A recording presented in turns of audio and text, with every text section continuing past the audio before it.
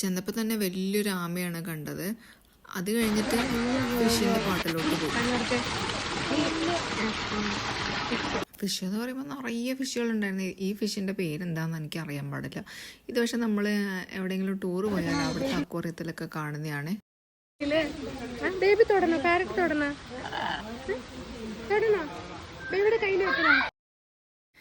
ഞാനും എടുത്തു, ബ്ലൂവിനും പാരറ്റിനും എടുത്തു, ബേബിക്കും കൊടുക്കണം.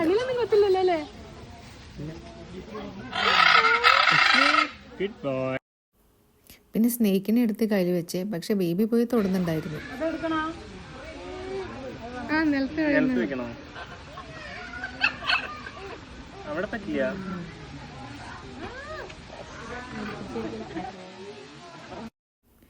സ്നേക്ക് കൂടാതെ ഇഗ്വാനെ അവര് കയ്യിൽ പിടിക്കാൻ തന്നിട്ടുണ്ടായിരുന്നേ. പാവാണ് കേട്ടോ. പതുക്കെ ഒഴിഞ്ഞാൽ മതി.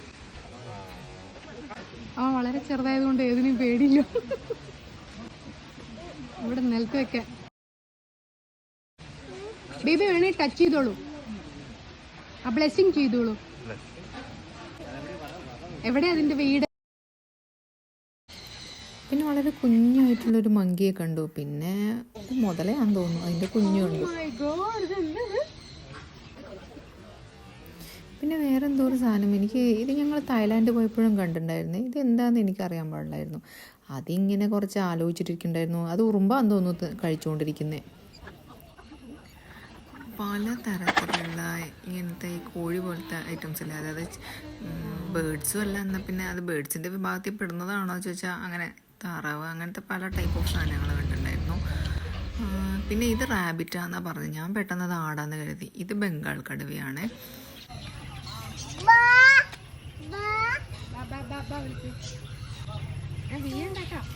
അവൻ കുറച്ചൊക്കെ കളിക്കുന്നുണ്ടായിരുന്നു. ഇത് എലിയായിരുന്നു, ഭയങ്കര വലിയൊരു എലിയായിരുന്നു.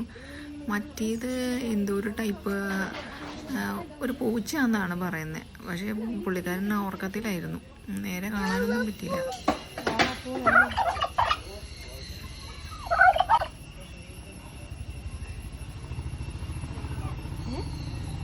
അത് ഇഷ്ടപ്പെട്ടില്ല, അത് പോയി, അത് ദേഷ്യപ്പെട്ടു.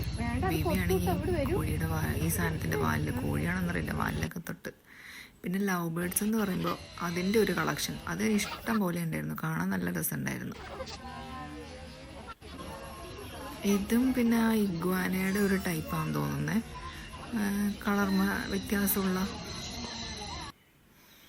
ഫുഡൊക്കെ കഴിക്കുന്നുണ്ടായിരുന്നത്. ഇതൊരു കറുത്ത കളറിലുള്ള അണ്ണാനായിരുന്നു. പിന്നെ അങ്ങനെ വലിയ വലിയ ജീവികളുടെ ഭാഗത്തോട്ട് എത്തി. ഇത് വെച്ചൂർ പശു ഇല്ലേ, അത് ഈ ഒരു ജീവി വളരെ കണ്ടാൽ തന്നെ ഭീകരം.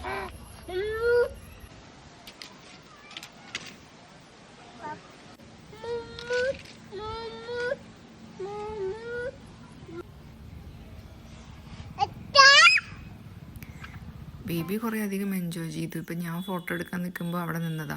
ഇത് ക്യാമലാണ്. ഞാൻ ജീവിതത്തിൽ ആദ്യമായിട്ടാണ് ക്യാമലിനെ കാണുന്നത്. ഇത് ഒട്ടകപ്പക്ഷി. ഈ സാധനത്തിന് ഞാൻ ജീവിതത്തിൽ ആദ്യമായിട്ടാണ് കാണുന്നത്. മറ്റേത് എമോ ആണ്.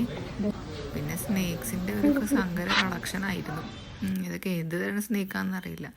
പിന്നെ ലവ് ബേർഡ്സിൻ്റെയും ബേബി ഭയങ്കരമായിട്ട് എൻജോയ് ചെയ്തു ലവ് ബേർഡ്സിൻ്റെ.